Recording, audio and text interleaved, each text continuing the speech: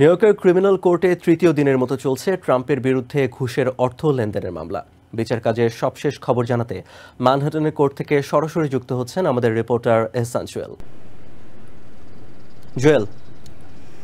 আরফিন, বাইরে এখন কনকনে ঠান্ডা, তবে ম্যানহাটনের যে ক্রিমিনাল কোর্টের বাইরে আমি দাঁড়িয়ে আছি সেটির ভিতরে কিন্তু এক ধরনের উত্তেজনা বিরাজ করছে এই কারণ জুরি গঠন প্রক্রিয়া নিয়ে বেশ কিছু জটিলতা তৈরি হয়েছে।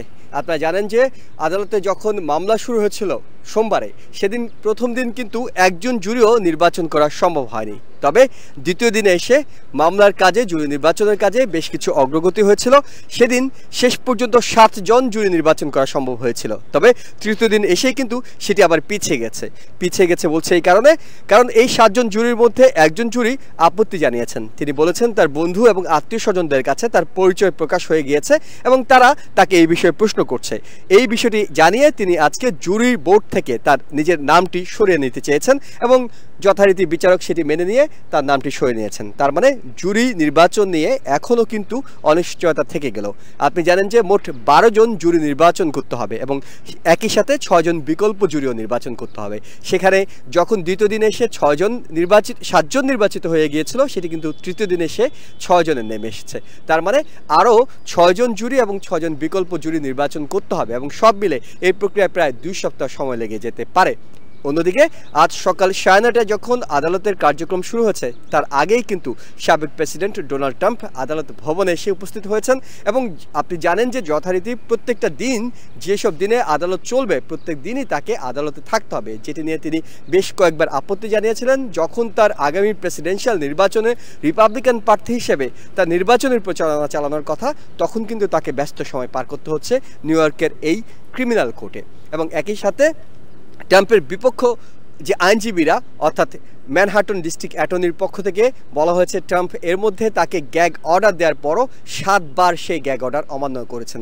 তারা প্রথম দিন যেমন গ্যাগ অর্ডার নিয়ে আপত্তি জানিয়েছিলেন, একই সাথে আজকেও কিন্তু আদালত শুরুর পর তারা বলেছেন যে 7 বার এখন পর্যন্ত ট্রাম্প আপত্তি জানিয়েছেন এবং এই বিষয়টি নিয়ে এখন পর্যন্ত বিচারক হুয়ান মার্শেন তিনি বলেছেন আগামী 23 এপ্রিল এই বিষয়টি নিয়ে শুনানি হবে। সব কিছু মিলে বিচার কার্যক্রম চলছে। সকাল 11:30 নাগাদ একটি 15 মিনিটের ব্রেক নেওয়া হয়েছিল, পরবর্তীতে আবার সেশন শুরু হয়েছে এবং সেই সেশনে নতুন করে জুরি নির্বাচনের কাজ চলছে। তবে এখন পর্যন্ত আমাদের কাছে যে খবর আছে, নতুন করে যে 96 জন জুরিকে সম্ভাব্য হিসেবে নির্বাচন করা হয়েছিল, তার মধ্যে 48 জনই কিন্তু শুরুতে তারা বলেছেন যে এই বিচারের প্রক্রিয়ায় তারা স্বচ্ছতা এবং নিরপেক্ষতার প্রশ্নে তারা সন্দেহাতীতভাবে নিজেদেরকে প্রমাণ করতে পারবেন কিনা সেটি নিয়ে তাদের মধ্যে এক ধরনের কনফিউশন রয়েছে, তাই তাদেরকে শুরুতে বাদ দিয়ে দেওয়া হয়েছিল। এছাড়া 9 জন জুরি, সম্ভাব্য জুরি, তারা বলেছেন তাদের অন্যরকম সমস্যা আছে, সেটিও তারা বাদ পড়ে গেছেন। সব কিছু মিলে বাকি 39 জন জুরির জিজ্ঞাসাবাদ চলছে। তাদেরকে 42টি কোশ্চেন জিজ্ঞেস করছেন বিচারক হুয়ান মার্শেন। 42টি প্রশ্নের মাধ্যমে তাদেরকে নির্বাচন করছেন। তবে এখন পর্যন্ত নতুন করে আর কোনো জুরি নির্বাচনের খবর আমরা পাইনি। বিকেল 4:30টা পর্যন্ত আদালত চলার কথা রয়েছে, তবে দ্বিতীয় দিন আমরা দেখেছি সেটি লম্বা করা হয়েছে, দীর্ঘায়িত করা হয়েছে, বিকেল 5:30টা পর্যন্ত চলেছে। আজকেও একইভাবে বিচারিক প্রক্রিয়া চলবে, অর্থাৎ জুরি নির্বাচনের কাজটি এখন পর্যন্ত এই নিউ ইয়র্ক ক্রিমিনাল কোর্টের আদালতে চলছে। এখন পর্যন্ত আরফিন, এই ছিল আমার কাছে সবশেষ খবর। নিউ ইয়র্ক থেকে সম্প্রচারিত TVN 24 টেলিভিশন বিশ্বজুড়ে বাঙালির কণ্ঠস্বর।